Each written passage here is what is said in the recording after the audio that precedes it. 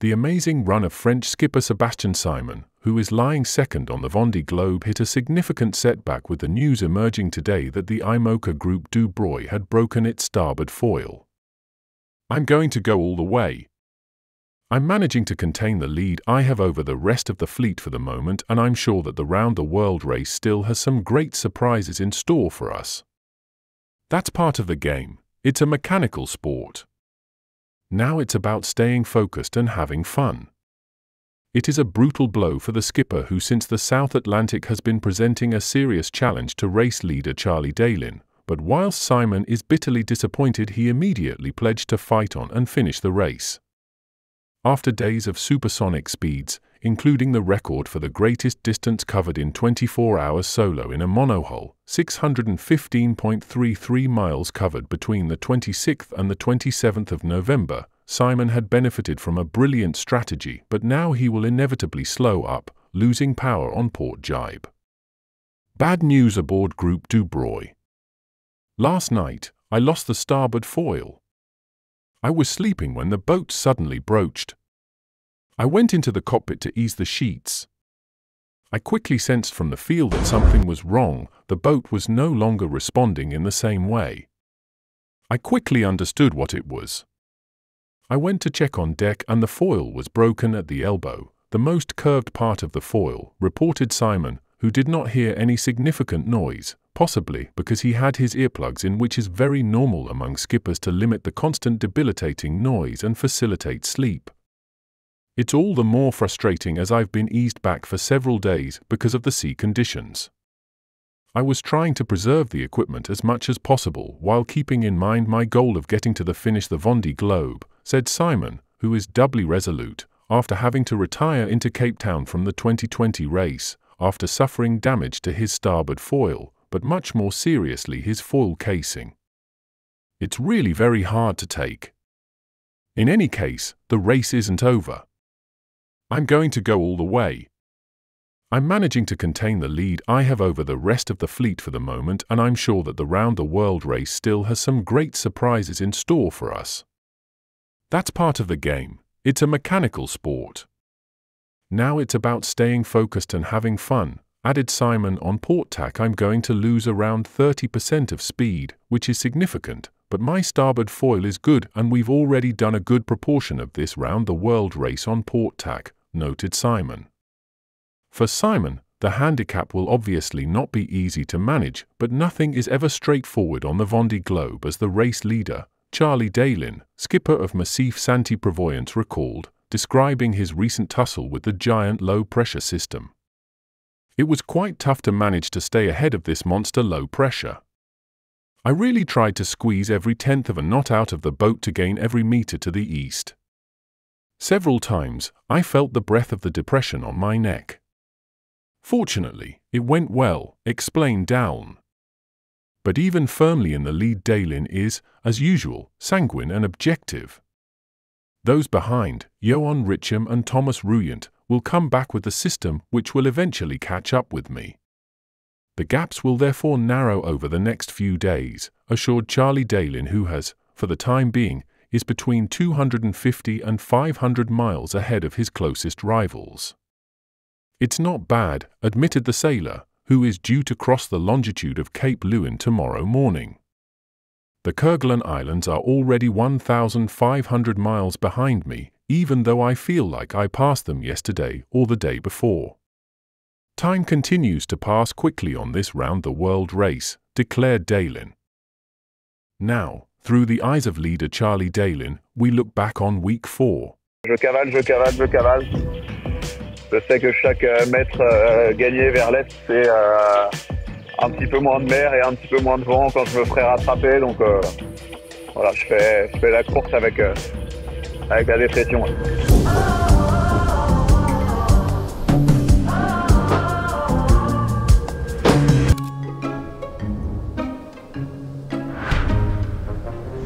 Regardez qui est là. Quoi? Ce ne serait pas sur le dégât de Johan Richem? Ma foi, je pense que oui. Ah voilà, Charlie Dalin. Toujours bon signe d'être avec Charlie Dalin. généralement, il va dans la bonne direction. Nous sommes donc bord à bord avec Patrick Arquea de Johan Richaud dans l'océan Indien. Par une belle journée ensoleillée à Garibie. Voilà. Et ouais, on s'est retrouvés dans la matinée. Et voilà, on discutait à la VHF. Bah, il est la rencontre.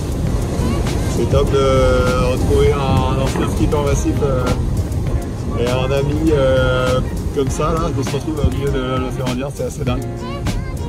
En tête de flotte qui plus est. Donc, plutôt une rencontre assez cool. Bon, c'est vrai, pas vraiment quitté depuis le départ, on se voit quoi.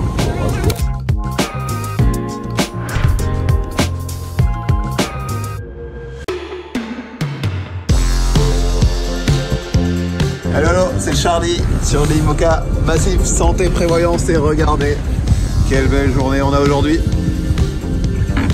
Je peux même sortir dans les 40e. Sortir sur le pont. Pas mal, hein? Regardez cette belle vue. Le calme avant la tempête, on pourrait l'appeler. En faisant une petite inspection dehors, j'ai trouvé des petites crevettes. Cette petite crevette. Moi j'aurais dit que ça s'appelait du krill, mais je suis pas un spécialiste. Et il y en a plein.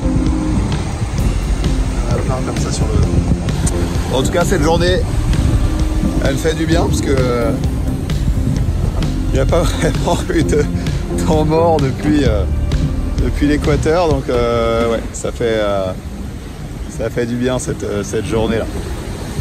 Profiter un peu du soleil, inspecter le bateau.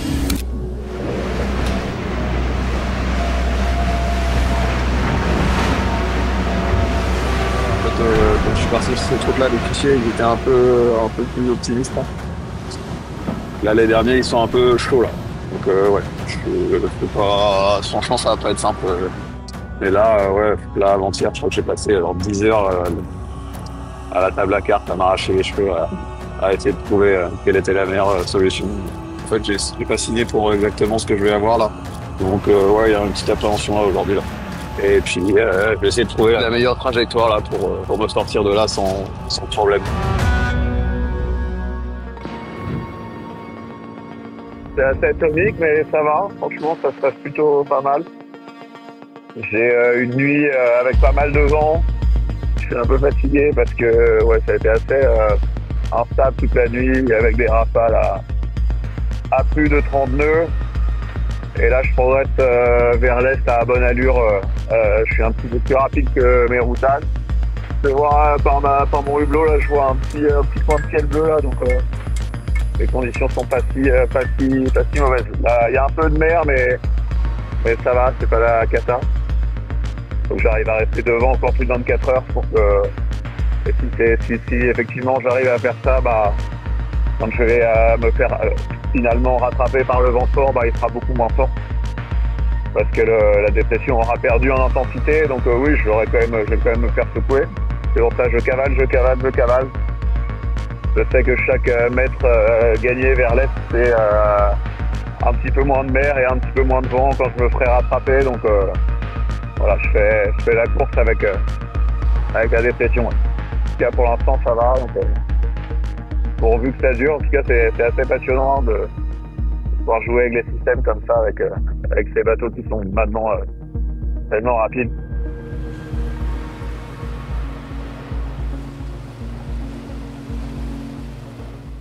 Hi everyone! December 8th, 2024, the 29th day at sea, 4 weeks done of the Vendée Globe, and we are now 70 degrees east, which means local time here at 5 p.m. for you in Europe, 12 UTC, or midday 1 o'clock, exactly the time when the Vendée Globe started 4 weeks ago. So we are entering, just as we speak, into the 5th week. We celebrate that with brunch, because for you it's brunch time, and we make some pancakes. Same is happening on Initiative Square, as I spoke this morning to Sam Davies, and we will compare our results. special thanks to Jesse from our team who gave me a small bottle of maple syrup from his home in the US. Now the wind is ebbing off. That's actually quite nice to fiddle around a bit in the kitchen, but in order to get the most out of the boat, we will now change sails for the first time in the Indian Ocean, almost, I would say. I have so far just moved between J3 and J2, the two jibs that are on furlers permanently installed. I did a few reefs over the last days, reef in and out, lots of trimming because the wind is mostly coming from the side. But now the wind for the first time is really ebbing off. We have only 11 knots, dense fog, sorry, I want to say. And let's see outside how we get up the sail, and then we can go back to our pancake party. Okay, talk to you later. Cheers, thank you.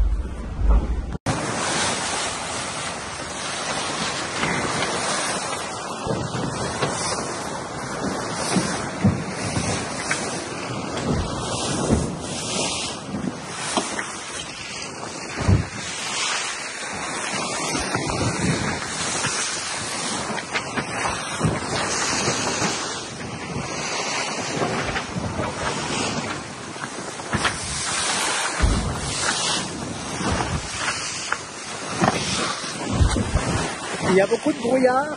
There's a lot of fog out here, and we will now put this sail up because the wind is pretty light.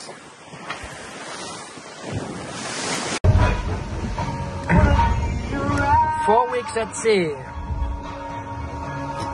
Today is a pancake party. I have maple syrup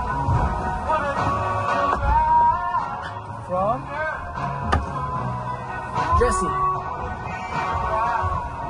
Maple syrup made where I'm from, in the States. I hope you enjoy. Jesse. We're gonna try now. J'ai appris ce matin que la nouvelle cuisine était commandée pour la maison. Bah ici c'est pareil, c'est le nouveau lave-vaisselle. C'est pas mal. Faut attendre que ça enfourne et hop, t'as l'auto-rinçage. Bon, faut quand même frotter pour faire la vaisselle.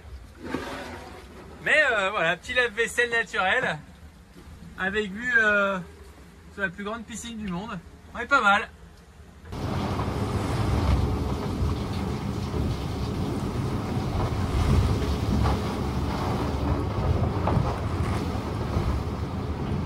C'est sympa parce que le vent s'est calmé. C'est pas pour autant que tu te fais défoncer pour être poli. Voilà. Parce que du coup ça accélère trop fort. Ça c'est bien. Ça accélère fort. Je vais montrer un peu la mer. Alors. Voilà mon petit extérieur, ma terrasse. Hop là. On a 25 nœuds là. De vitesse, ça fume. On voit rien. Hein. Ben voilà, c'est pour ça en fait je sors pas, c'est qu'on voit rien.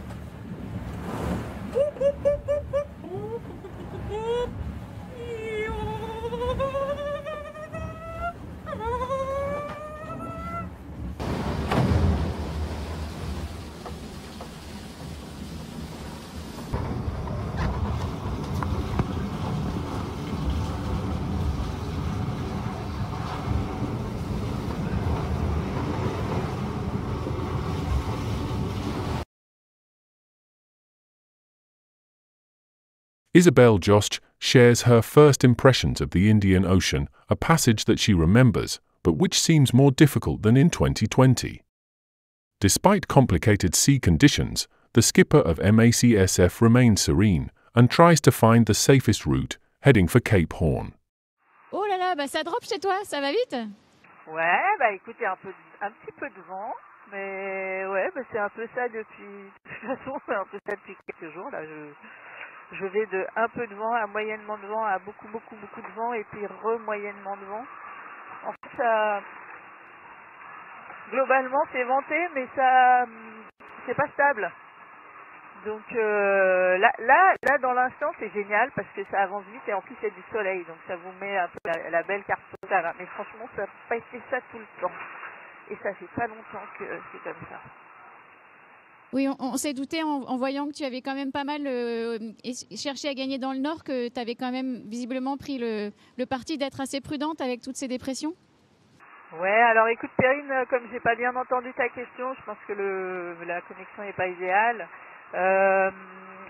Tu as parlé de prudence. Ben écoute, oui, moi en tout cas j'ai fait là stratégiquement le choix d'aller me caler dans le nord de la dépression qui est devant moi, pour rester bien derrière, pas rentrer dedans trop vite, parce que c'est clair qu'il y a une mer très formée, très forte, et puis du vent fort. Enfin, les conditions dans cette tête, elles me paraissent quand même pas très sécures. Alors voilà, je prends mon mal en patience. Et alors là, du coup, tu te retrouves avec des copains. Tu retrouves notamment Jean, Alan, qui sont sur la carte, en tout cas, pas très très loin de toi. Ouais, carrément. Bah en fait, hier matin, j'étais carrément avec Jean, c'était drôle. On était tout proches. On n'avait pas du tout ni la même vitesse ni le même cap. C'est impressionnant la différence entre nos bateaux. Et bah, c'est chouette à voir comment ils déboulent au vent arrière. Mais quoi qu'il en soit, oui, on est un petit groupe là à avoir pris cette route un peu incurvée vers le nord, parce que bah, pour les autres, ils sont soit plus dans l'ouest, donc un peu moins concernés, soit plus dans le sud, mais je crois que tout le monde se retrouve un peu dans cette situation, à être juste derrière la dépression et à pas pouvoir vraiment mettre la pédale sur l'accélérateur, parce que bah, d'abord c'est impossible, c'est pas compliqué, là le bateau il veut pas avancer dans la mer formée comme ça.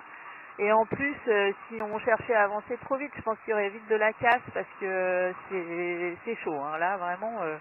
L'océan Indien, c'est celui que j'ai connu il y a 4 ans, mais en plus dur encore. C'est ma question, savoir si c'était conforme à tes souvenirs ou si c'était encore plus compliqué. Ouais, bah franchement, ouais, c'est largement conforme à mes souvenirs, mais je pense qu'il y a 4 ans, j'ai quand même moins douillé. Il y avait du stress, il y avait des grains, tout ça. Mais l'état de la mer, là, est vraiment dur depuis Bonne Espérance, clairement, depuis peut-être même un petit peu avant, avec le courant des aiguilles, et puis je sais même pas si c'est que ça, mais en tout cas, c'est sûr, en plus quand on se retrouve derrière une dépression, la mer est toujours compliquée. Mais alors là, c'est infernal. Il y a un moment donné, il faut juste oublier. Enfin, d'ailleurs, c'est pas possible, mais il faut essayer, quoi. Bon, puis c'est que le début, parce que on voit qu'il y a quand même des petites dépressions qui vont s'enchaîner. Forcément, ça fait partie du programme. Ouais, c'est clair. C'est clair. En fait, avant de me lancer, d'arriver dans le sud, je me disais bon, on sait jamais. Je me souviens qu'Armel Trisson, il y a 4 ans, il avait adoré son passage dans les mers du Sud. Et puis je crois que sur l'Ocean Race, la dernière fois, ils ont trouvé que c'était clément au niveau de la mer. Je me suis dit, si ça se trouve, ça va être sympa. Mais je crois que le programme, en tout cas pour le début, là, pour l'Indien, il est plutôt corsé. C'est vrai qu'en termes de stratégie, c'est très bizarre. En fait, j'ai pas l'impression de faire une stratégie pour aller plus vite et gratter les autres, mais plutôt juste pour essayer de trouver un passage qui aille assez bien et qui soit pas trop dangereux et dans lequel je fasse à peu près ma route vers le Cap Horn, et puis après voilà, on verra. Bon. Et alors du coup, j'ai une question qui est tout à fait annexe par rapport à ce dont on vient de parler. Mais c'est en lien quand même. C'est notre invitée du jour, c'est une préparatrice physique, et on sait que toi, tu accordes une importance tout à fait particulière, notamment tu fais beaucoup de pilates, etc. Dans ces conditions, j'imagine que d'être un peu solide, c'est quand même pas négligeable. Ouais, bah écoute, tout à fait. Je pense que ce qui est pas négligeable, c'est d'être solide, c'est d'être gainé. Moi, j'ai remarqué qu'il y a des tas de positions dans le bateau où je suis à moitié assise, un petit peu tournée sur le côté, par exemple devant l'ordinateur ou en train de cuisiner. Et là, d'un coup, il y a un arrêt buffet ou une vague bizarre. Et là, je peux te dire, mes muscles, je vois exactement lequel est en travail, quoi. Et donc ça c'est super important. Je pense qu'il faut aussi, je vois, il faut de la souplesse hein, pour pas être tendu comme un roc, parce que là, sinon, je pense qu'il y a beaucoup aussi d'énergie qui peut se perdre. Et puis, je pense que j'ai beaucoup plus à manœuvrer qu'il y a 4 ans, mais je vois que ça va, ça le fait. Je vais à mon rythme, évidemment, parce que j'ai pas une force de fou, mais voilà, je sens que ça va. Il y a encore du répondant. Tu me diras tant mieux parce que c'est loin d'être fini. Mais bon, c'est cool. Bon, bah, chouette. Bon, on te demande pas comment tu as réussi à caler tes petits œufs dans cette mer casse-bateau. À caler quoi donc? À caler tous tes petits œufs. Ah bah si, mes œufs, écoute, ils sont super. Ils sont hyper bien calés, mes œufs. Et alors le truc, voilà, c'est que c'est quand je peux. Donc c'est pas tous les jours pour cuisiner des œufs. Mais tu vois, là, juste maintenant, là, ça va être possible. Je sais plus, l'autre jour, j'ai fait une vidéo où j'ai dit, je vais me faire des œufs. Et en fait, dans la foulée, c'était pas du tout le programme. J'ai dû prendre un riz et puis j'ai dû manger une barre de céréales parce que c'était beaucoup trop compliqué pour faire des œufs. Donc il y a des choses comme ça, c'est un peu le petit plus quand les conditions le permettent. Bah, du coup, si on comprend, c'est la journée des œufs. Donc, on va te laisser aller faire ça. On te dit un immense merci, Isabelle, d'avoir pris le temps de papoter avec nous. C'est vraiment chouette. Et puis, ça fait plaisir de voir Tête Banane avec ses grosses bagues derrière toi. Et on espère te retrouver très vite pour que tu nous racontes la prochaine dépression qui sera pas trop méchante, on l'espère. Yes, merci Terry, merci à tous. Bonne journée. Bonne journée, salut Ciao. Isabelle, bye bye.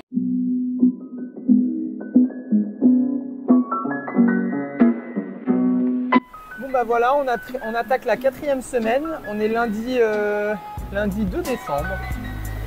Et cette semaine, ça va être le passage de Bonne Espérance. Et je pense qu'en fait, fin de semaine, si tout va bien, ou début de semaine prochaine, on sera au Kerguelen. On a un premier vrai front qui arrive là, qui est juste derrière. Et qui apporte les petits camarades, Louis Duc, Éric Bellion, Seb Marseille. Et voilà, je pense qu'on va tous se retrouver dans cette dépression. Finalement, après 3 semaines de course, on va tous se retrouver dans le même système avec quelques écarts. Jean et Benjamin qui ont bien fait la différence là ces derniers jours avec leur ski, vont être un petit peu en avance, mais on va quand même tous rester dans le même système. C'est un peu une nouvelle course qui va démarrer cette semaine. Voilà. Et bonne semaine à tous.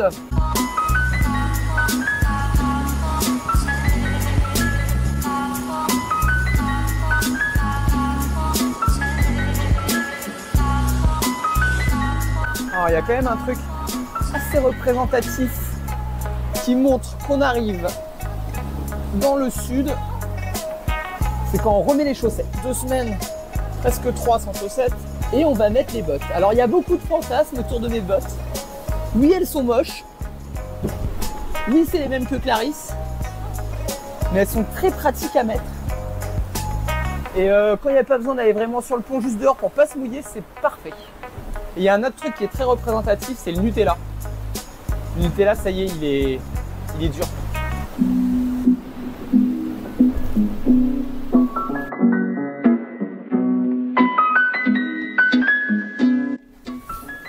Bonne Espérance les gars, on vient de passer le cap, la longitude du cap.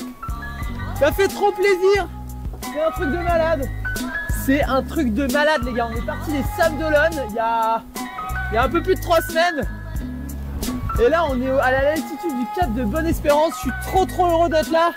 C'est génial, je suis au milieu de nulle part. Je me demande ce que je fous là, mais c'est incroyable. Je disais ça à quelqu'un hier. Il y a 2-3 ans au Figaro, j'avais fait une étape qui faisait Dunkerque-Saint-Nazaire. Et j'avais trouvé ça incroyable. Wow. J'avais trouvé ça incroyable de faire quasiment la France Nord-Sud tout seul avec son bateau. Et là on a fait les Sables d'Olonne, Bonne Espérance, c'est un truc de malade. Toute ma vie, je vais pouvoir montrer le planisphère à ma fille et lui dire tu vois papa il a été de là à de là.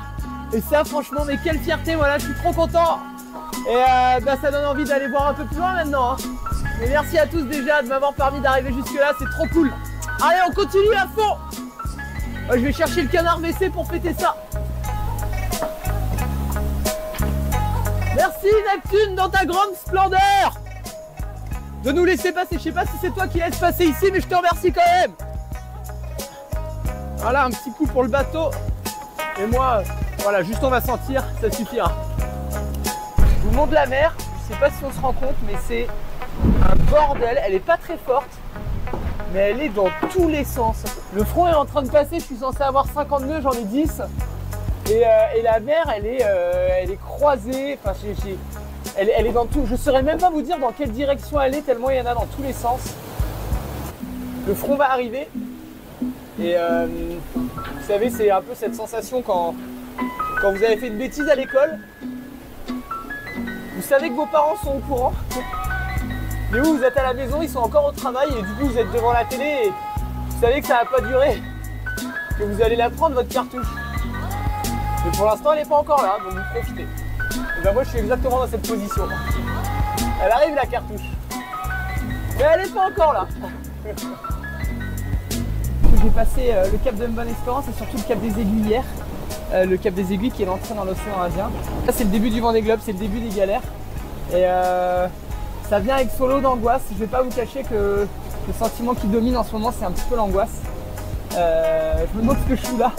Les conditions extérieures, c'est l'apocalypse, j'ai du mal à profiter. Mais bon, je sais que rien ne dure, même les pires choses ne durent pas, donc je pense qu'on va vers du mieux. Putain, je viens de casser 3 lattes dans un jibe intempestif là dans le front. Ah, je suis dégoûté, putain. Putain, fait chier, il y a 50 nœuds qui arrivent là. Ah, faut que je fasse tomber la GV, que je répare ces putains de lattes. 3 là, j'espère que j'ai assez pour réparer. Chier. Bon, voilà le chantier, les amis.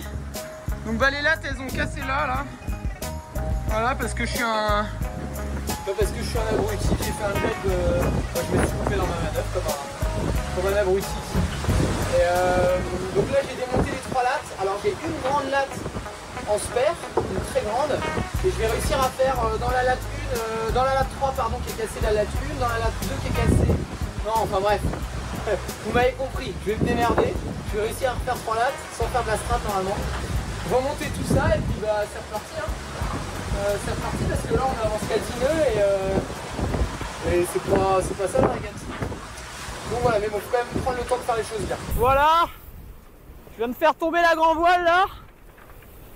Donc il y a les 3 lattes du haut qui sont cassées. Alors le risque c'est évidemment de déchirer la grand voile, mais d'abîmer aussi le gréement et là de perdre le mât. Donc vous voyez, bah là on voit pas, je vais les extraire, mais il y a 3 lattes qui sont cassées. Alors la bonne nouvelle, c'est que j'ai des lattes de spare. Donc je vais pouvoir remplacer ça. La mauvaise, enfin non, celle que je sais pas, c'est si j'ai assez de lattes pour pouvoir faire les 3. Et voilà. Et putain, ça fait chier parce qu'on était bien, mais là en même temps, bon bah, moi je casserai rien de plus. Regardez l'état de la mer.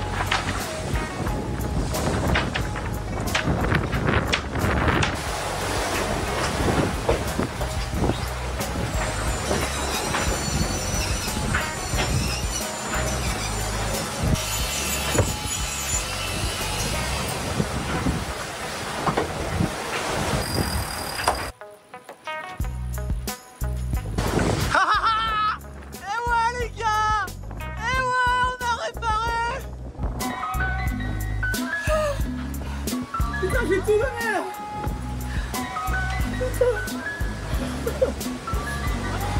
Je crois que le Vendée Globe a commencé. J'ai mon premier albatros qui est venu au moment où j'étais en PLS en train d'enlever les lattes. Putain, c'est bon ça. Ailleurs je faisais le fanfaron. C'est-à-dire que je faisais des belles trajectoires, que j'avais une bonne carbu, que j'étais un champion, tu parles. Même pas capable de faire un jibe dans 59 sans péter 3 lattes, putain, j'en avais jamais pété. Ah, c'est bon ça. Ah, je suis à bout de force, hein, les amis. Ah, j'ai cru que la grand elle était foutue, que j'avais déchiré le gréement. Mais... Ah, je suis content là. Ah, j'ai tout donné là.